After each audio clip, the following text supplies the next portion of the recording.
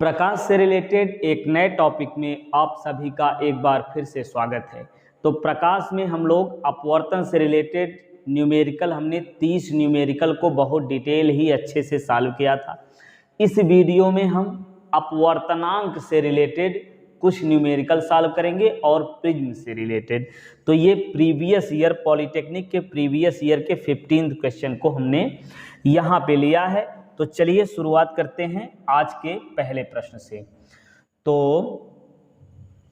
आज का पहला प्रश्न यहाँ से हम लेंगे 31वां। 30 प्रश्नों को हमने देखा था। अब इस वीडियो में हम अपवर्तन से रिलेटेड कुछ न्यूमेरिकल सॉल्व करेंगे। तो अपवर्तन से रिलेटेड ये आपका पहला न्यूमेरिकल है। यदि वायु के सापेक्ष किसी पारदर्शी द्रव का अपवर्तनांक, देखिए चलिए लिखते चलते हैं क्रम से, जिससे आपको समझने में आसानी हो। तो ये क्या कहा जा रहा है, ये आपका ठीक क्या कह रहे हैं कि यदि वायु के सापेक्ष ये वायु के सापेक्ष द्रव का अपवर्तनांक दिया हुआ है 1.25। ठीक, फिर आगे कह रहे हैं तथा कांच का अपवर्तनांक, मतलब वायु के सापेक्ष ही कांच का अपवर्तनांक कह रहे हैं 1.5 है। ठीक, तो द्रव के सापेक्ष कांच का अपवर्तनांक निकालना है। द्रव के सापेक्ष कांच का अपवर्तनांक, अब हम जानते हैं कि द्रव के सापेक्ष जो कांच का अपवर्तनांक होता है वो होता है क्या, बताइए। अपवर्तनांक लिखना है तो हमने पिछले वीडियो में डिटेल में अच्छे से बताया था कि पहला वाला जो माध्यम है उसका अपवर्तनांक बटे में लिखते हैं, है ना, और कांच का अपवर्तनांक ऊपर लिखेंगे। तो कांच का अपवर्तनांक बटे जल का अपवर्तनांक। अब प्रकाश की किरण वायु में से ही होकर के आती है, तो हम यहाँ लिख सकते हैं वायु के सापेक्ष कांच का अपवर्तनांक, वायु के सापेक्ष जल का अपवर्तनांक। अब इसको सॉल्व कर लीजिए तो कितना आएगा। वायु के सापेक्ष कांच का अपवर्तनांक आपका है 1.5 और जल का अपवर्तनांक 1.25। अब इसको सरल कर लीजिए भाई, तो 1 5 0 100 से गुणा कर दे रहे हैं ऊपर नीचे, 1 2 5। अब इसको काट दीजिए, 25 छक्के 150 और 25 पंजे 125, तो ये आएगा 6/5। काट दीजिए इसको, 6/5 तो दिया नहीं है, तो 5 एकम 5 और 5 दूनी 10, यानी 1.2। तो ये डी वाला ऑप्शन इसका सही हो जाएगा। ठीक, चलिए फिर आगे बढ़ते हैं। आज का दूसरा प्रश्न हम देखेंगे। पहले तो एक मोटिवेशनल लाइन थोड़ा सा डिस्कस यहाँ देखते हैं। उम्र थका नहीं सकती, ठोकरें गिरा नहीं सकती, अगर जिद हो जीतने की तो परिस्थितियां हरा नहीं सकती। जीतने की जिद है तो किसी भी उम्र में हो थक नहीं सकते हो। ठोकरें आपको कैसी भी ठोकरें लगे, कैसी भी रुकावट हो, आपको रोक नहीं सकती। अगर जिद हो जीतने की तो परिस्थितियां हार नहीं सकती, परिस्थितियां कभी हरा नहीं सकती हैं। तो चलिए अब दूसरा प्रश्न हम लोग देखते हैं। ये प्रकाश का पूर्ण परावर्तन संभव नहीं है। प्रकाश का पूर्ण परावर्तन संभव नहीं है जब प्रकाश जाता है। देखिए पूर्ण परावर्तन देखिए कौन कौन माध्यम दिया है, कांच से जल, जल से कांच, जल से वायु, कांच से वायु, तो सारे पारदर्शी माध्यम हैं। तो इसका मतलब पूर्ण आंतरिक परावर्तन यहाँ होगा।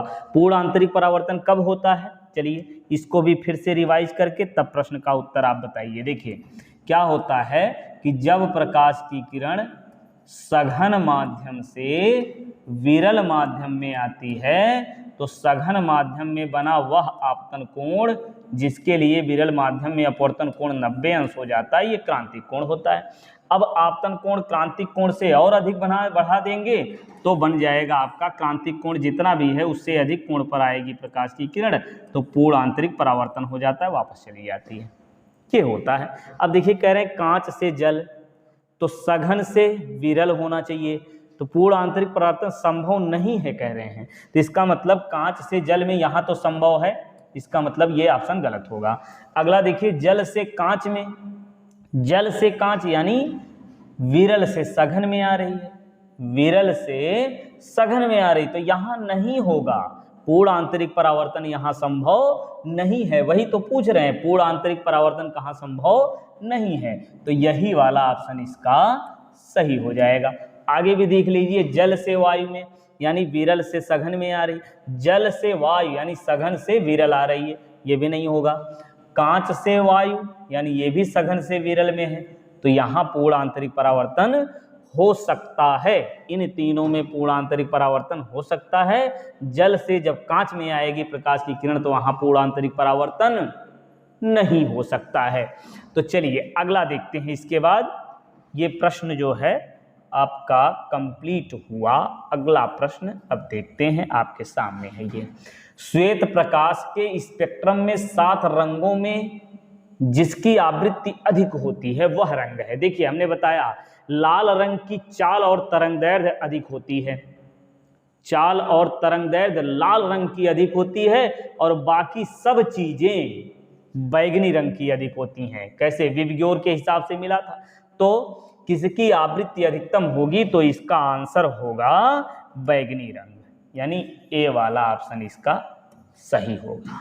ठीक, चलिए अब आगे बढ़ते हैं। अगला प्रश्न ये, अब इसके बाद हम देखते हैं अगला प्रश्न। ये क्या कह रहे हैं कि दिए हुए आंकड़ों से द्रव का अपवर्तनांक है। अब देखिए द्रव का अपवर्तनांक है, अपवर्तनांक निकालना है। खाली बीकर की तली का पाठ्यांक, खाली बीकर की तली का पाठ्यांक, फिर आधे भरे होने पर तली का पाठ्यांक, द्रव के ऊपरी सतह का पाठ्यांक दिया हुआ है। ये तीनों पाठ्यांक दिए हुए हैं। कौन कौन से पाठ्यांक आप समझ पा रहे हैं? चलिए फिर बना देते हैं। एक बीकर है, चलिए ये बीकर बना लिया, एक बीकर है, ठीक, ये बीकर मान लो ऐसे हो गया। तो अब इसकी तली का पाठ्यांक मतलब ये वाला ऊंचाई है ना, तली का पाठ्यांक कितना?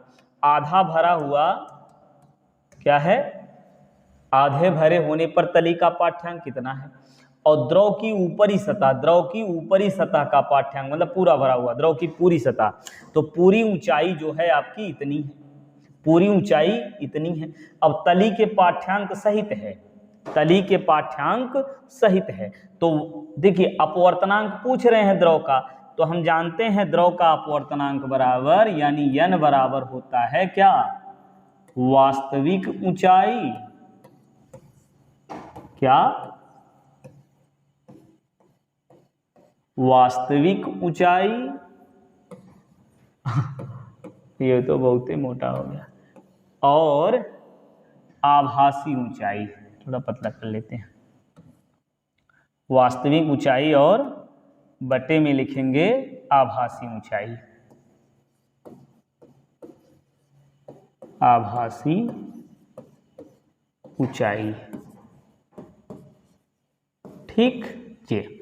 तो वास्तविक ऊंचाई कैसे पता चलेगी भाई, अपवर्तनांक निकालना। देखिए वास्तविक ऊंचाई, ये तली का पाठ्यांक दिया हुआ है, पूरी ऊंचाई कितनी है, द्रव की ऊपरी सतह इतनी है, तो वास्तविक ऊंचाई आपकी हो जाएगी 12.89 माइनस तली वाला पाठ्यांक निकाल लीजिए 11.32, और बटे आभासी ऊंचाई कितनी होगी, पूरी ऊंचाई जो है आपकी, आभासी ऊंचाई मतलब द्रव वाला, ये कहाँ गया,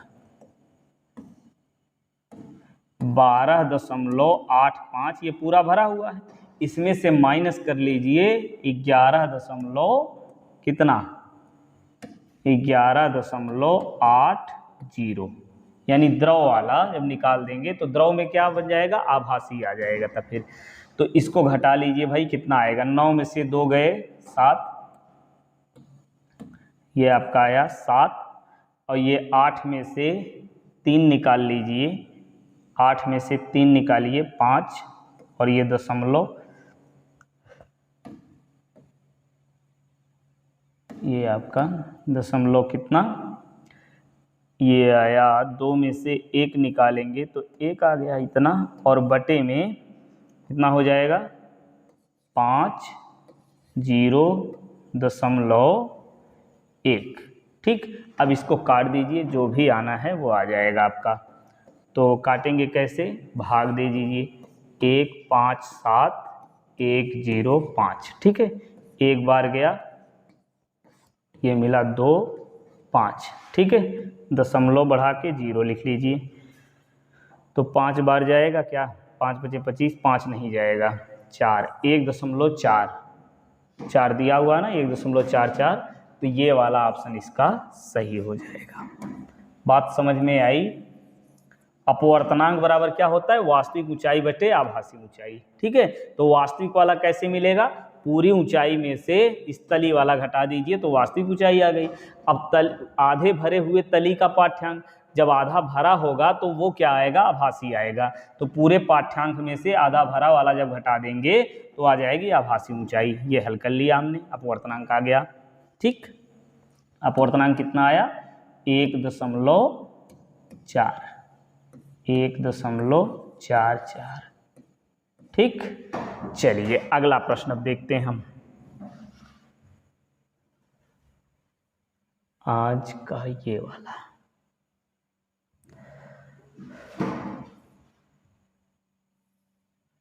बीकर की पेंदी, अच्छा ये भी है, बीकर की एक बीकर जब खाली है कि पेंदी के चिन्ह अंकित कर, एक चिन्ह अंकित कर। देखिए जब खाली है तो पेंदी पर एक चिन्ह अंकित कर दिया गया है। इस चिन्ह को सूक्ष्मदर्शी द्वारा फोकस करके सूक्ष्मदर्शी को फिर 3 सेमी ऊंचाई पर उठाते हैं, 3 सेमी ऊंचाई पर उठाते हैं। चिन्ह को पुनः फोकस पर लाने के लिए बीकर में किस ऊंचाई तक पानी भरना पड़ेगा। जल का अपवर्तनांक यहाँ दिया हुआ है, देखिए जल का अपवर्तनांक दिया हुआ है। तो जल का अपवर्तनांक बराबर क्या होगा, वास्तविक ऊंचाई बटे आभासी ऊंचाई, है ना। तो वास्तविक ऊंचाई कितनी होगी, कितने ऊंचाई तक पानी भरना पड़ेगा ये पूछा जा रहा है। तो मान लो h ऊंचाई तक पानी भरना पड़ेगा, तो ये हो गई आपकी वास्तविक ऊंचाई।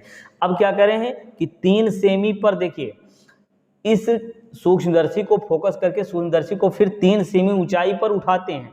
जब 3 सेमी ऊंचाई पर उठाते हैं तो चिन्ह को पुनः फोकस पर लाने के लिए बीकर को किस ऊंचाई तक उठाना पड़ेगा। तो जितना उठाना पड़ेगा वो h मान ले रहे हैं, और 3 सेमी ऊपर उठाते हैं, किसको, सूक्ष्मदर्शी को उठाते हैं। तो ये 3 सेमी इसमें से घटा देंगे तो ये आपकी आ जाएगी आभासी ऊंचाई। बस यही सॉल्व कर लीजिए, आ गया आपका। ठीक है, चलिए कितना बनेगा, 4/3 बराबर ये आया h बटे h - 3। सॉल्व करो, 4h - 12 बराबर 3h। अब इसको घटा दीजिए, आएगा h बराबर 12।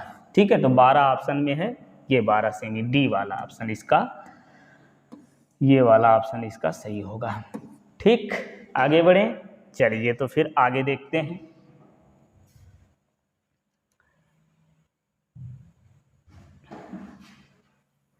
सनक होनी चाहिए, सनक होनी चाहिए मंजिल को पाने की, सनक होनी चाहिए मंजिल को पाने की, भनक तक नहीं लगेगी।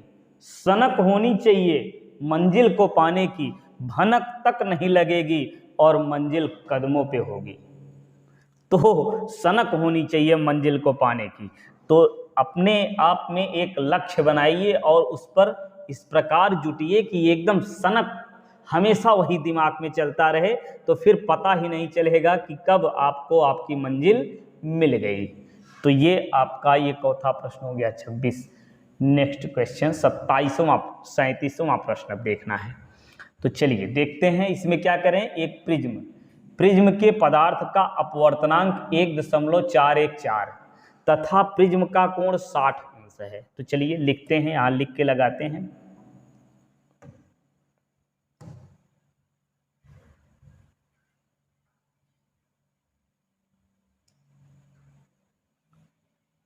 ठीक, चलिए इसमें क्या कहा जा रहा है,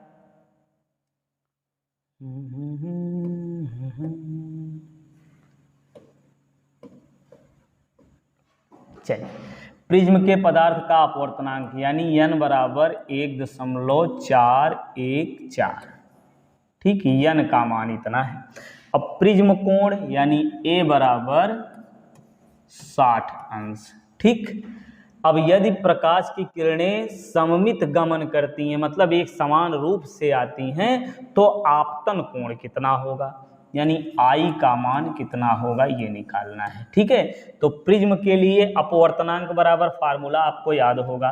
प्रिज्म के लिए अपवर्तनांक का फार्मूला क्या होता है, n बराबर sign del m plus a/2। अच्छा, इसमें जो है प्रिज्म 60 अंश प्रिज्म कोण दिया हुआ है, आपतन कोण पूछा जा रहा है, तो पूरा आपतन कोण ही पूछा जा रहा है, तो क्या जरूरत है इन सबको लिखने की, डायरेक्ट हम I ना कर दें, sine I upon sine R। अब प्रिज्म कोण के लिए R का मान कितना आया था, a/2। ये होता, आपको फार्मूला याद रखना है।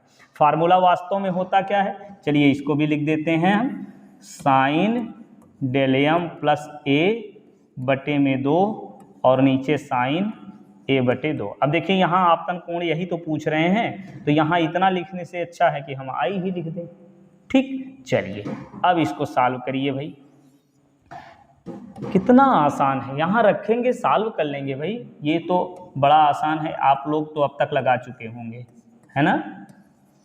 चलिए साइन I बटे, अब यहाँ a का मान कितना है 60, 60/2 करेंगे 30 आएगा, साइन 30 का मान 1/2। अब यहाँ गुणा कर लीजिए भाई 1/2 से। 1.414 किसका मान होता है, 1.414 होता है √2 का मान, है ना। √2 की वैल्यू कितनी होती है 1.414, ये होता है √2। अब इसमें गुणा करना हमको 1/2 से, ये आएगा साइन R। अब गुणा करेंगे तो क्या मिल जाएगा 1/√2, है ना, √2 से गुणा करेंगे। अब 1/√2 में साइन का मान कितना होता है 45, यानी 45 अंश। तो 45 अंश वाला ऑप्शन इसका सही होगा, ठीक, ये वाला ऑप्शन इसका सही हो गया। आगे बढ़ें, चलिए तो फिर आगे बढ़ते हैं। अगला प्रश्न,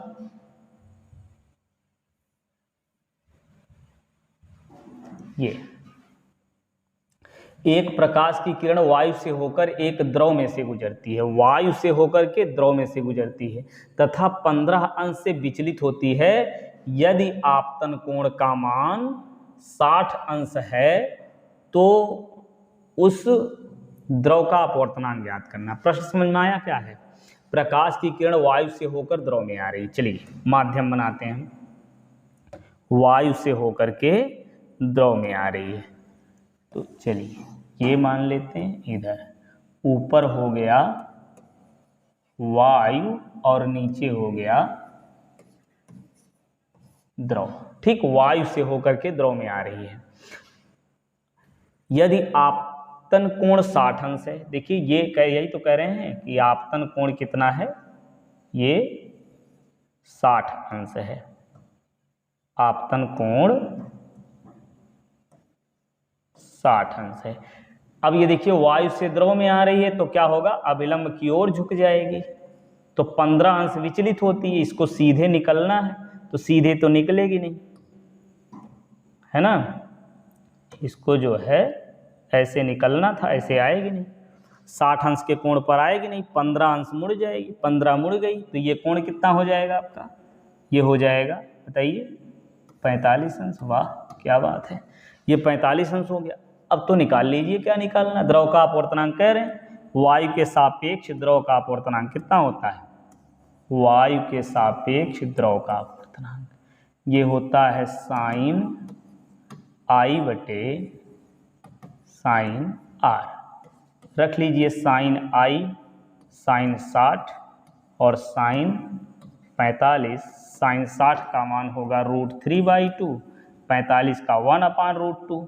अब ये जो है √2 का ऊपर गुणा हो जाएगा, ठीक है, √2 से गुणा हो जाएगा। तो अब हम क्या करेंगे, √2 से और अपने आप ऊपर से गुणा नीचे कर ले रहे हैं, ठीक।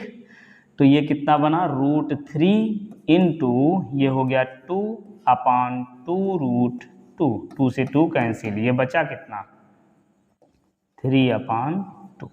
ठीक है, तो ये बी वाला ऑप्शन इसका यहाँ से सही हो गया। ठीक, चलिए अगला प्रश्न हम लोग सॉल्व करते हैं। इसके बाद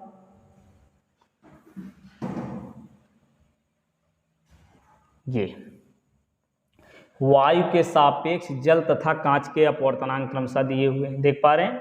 वायु के सापेक्ष जल, वायु के सापेक्ष जल का अपवर्तनांक कितना है 4/3, और फिर वायु के सापेक्ष कांच का अपवर्तनांक 3/2। ध्यान समझिए, वायु के सापेक्ष जल का तथा कांच, तो इसका मतलब वायु के सापेक्ष एक बार जल फिर एक बार कांच, तो जल पहले कह रहे हैं फिर कांच, तो जल का ये होगा कांच का ये होगा। अब आगे कह रहे हैं कांच का जल के सापेक्ष अपवर्तनांक, कांच का किसके सापेक्ष, जल के सापेक्ष अपवर्तनांक निकालना है।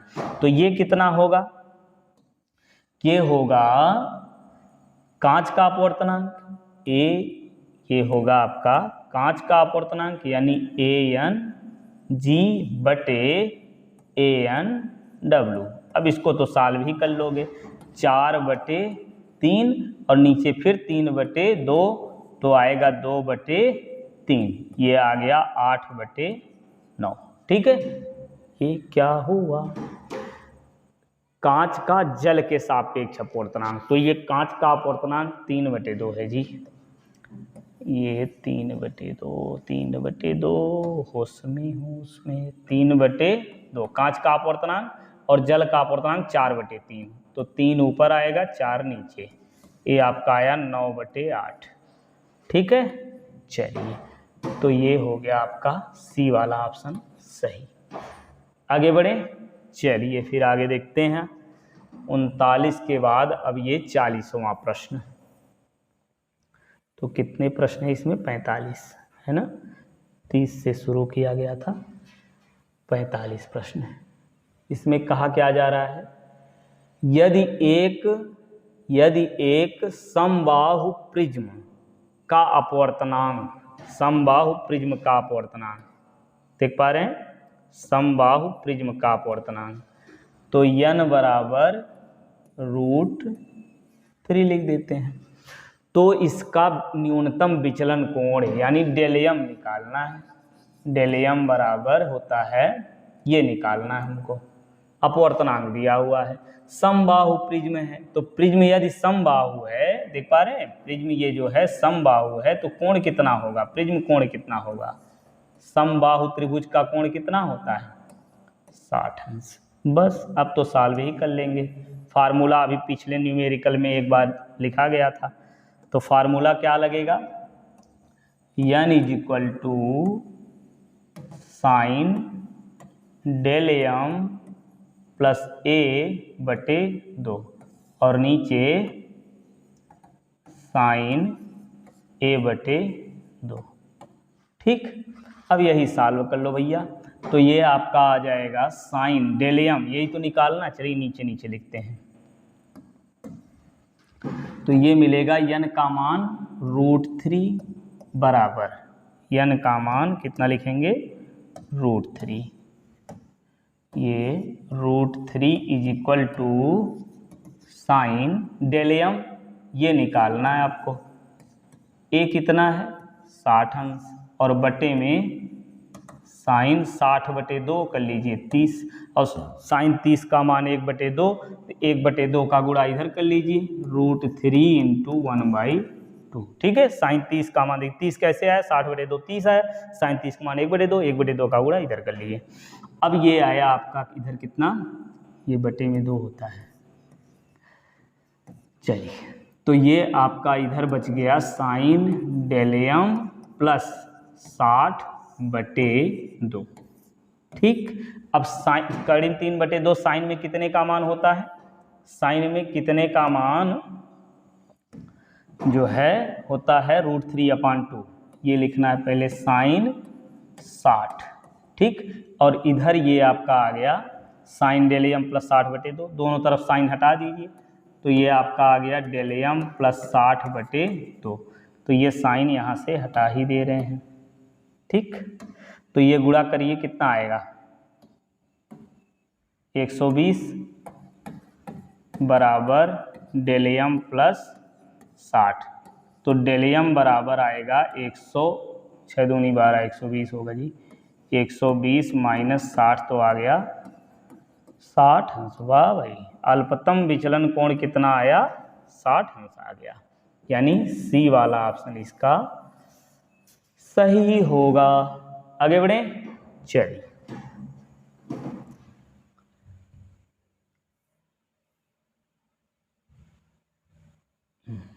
एक व्यक्ति पानी से भरी टंकी को ऊर्ध्वाधर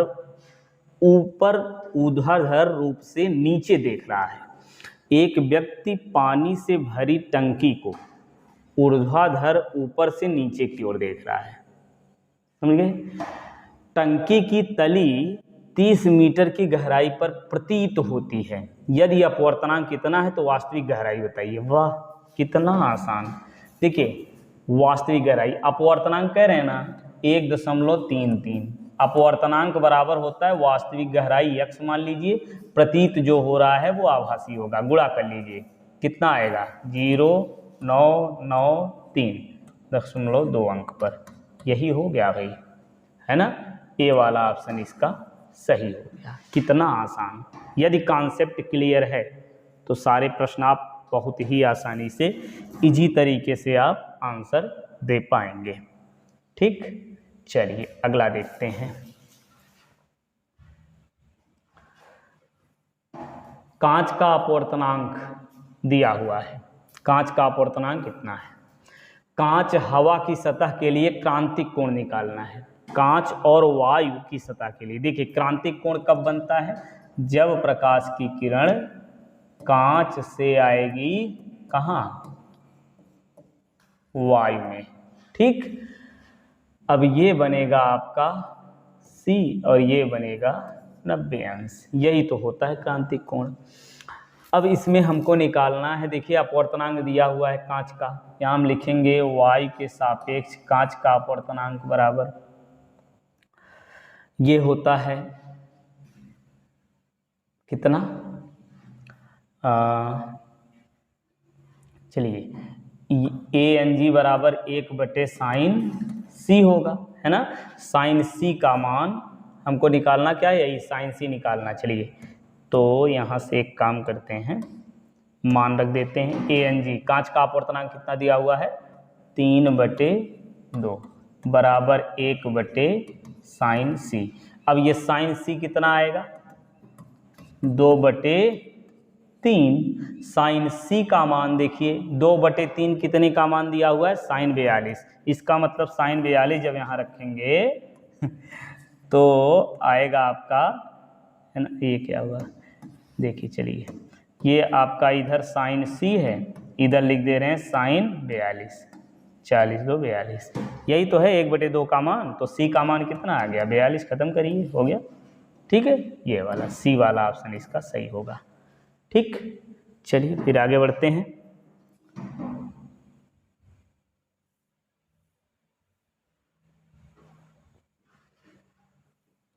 प्रकाश की एक किरण जल पर अभिलंबवत पड़ती है।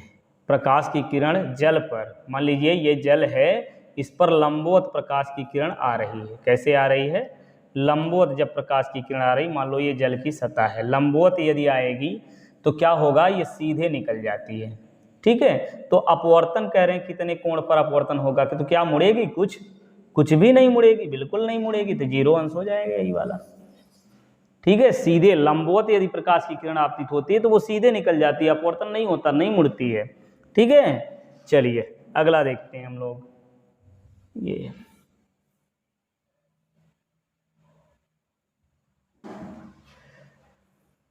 चलिए, एक तालाब की आभासी गहराई 9 मीटर है। यदि जल का वायु के सापेक्ष अपवर्तनांक 4/3 है तो वास्तविक गहराई कितनी होगी। चलिए बिना पेन उठाए इसको बताइए कितना होगा। आभासी गहराई इसको बटे में लिखेंगे, वास्तविक गहराई ऊपर लिखेंगे, अपवर्तनांक दिया हुआ है। चलिए फटाफट वाह क्या बात, बहुत अच्छे। देखिए हम लगा के बता दे रहे हैं आपको, ये देखिए अपवर्तनांक और वास्तविक गहराई यक्स करिए, आभासी 9, ये 3 तियां 9, 4 तियां 12, यक्स का मान आ गया 12, हो गया ठीक। वास्तविक गहराई कितनी आ गई, 12 मीटर। बात समझ में आया। चलिए फिर आगे बढ़ते हैं। आज का अंतिम प्रश्न,